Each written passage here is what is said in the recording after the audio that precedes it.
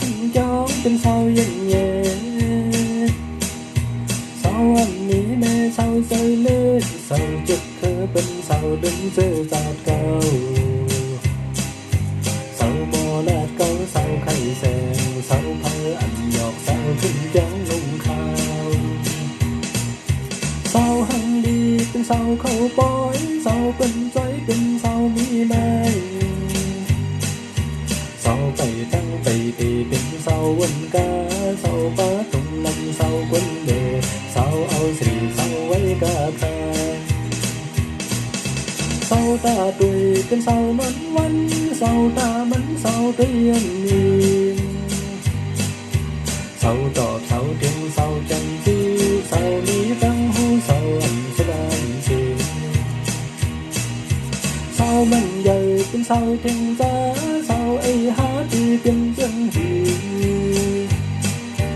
mong phàu thì quả lấy mới nha hay sẽ tân tăng mình có phải thu này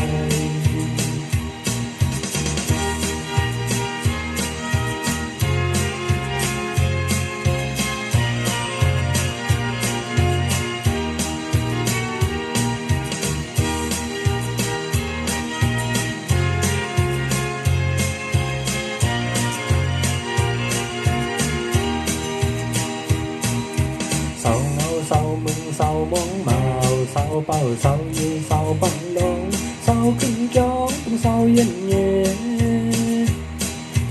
sau anh nghĩ mê sau rơi lê sau chụp khơ bên sau đứng giữa giọt cầu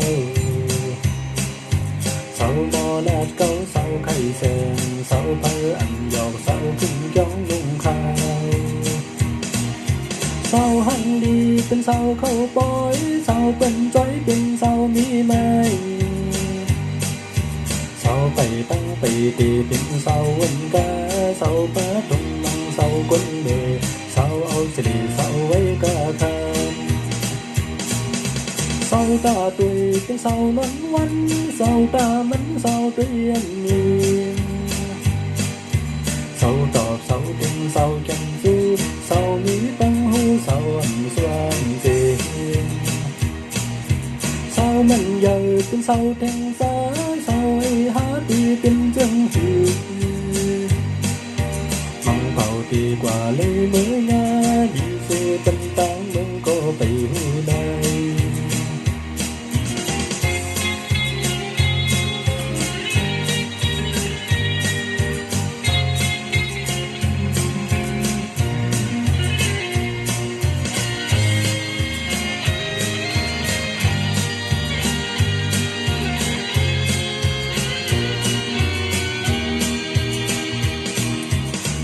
yêu mê hăng có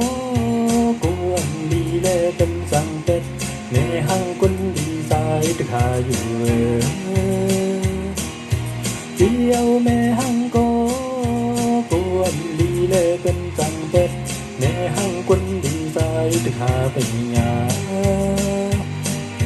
yêu mê mãi ôn phố tay dây cô mình đi phần na pha thì hà sâu đông dậy xì hông lát con tuy có âm tuy lây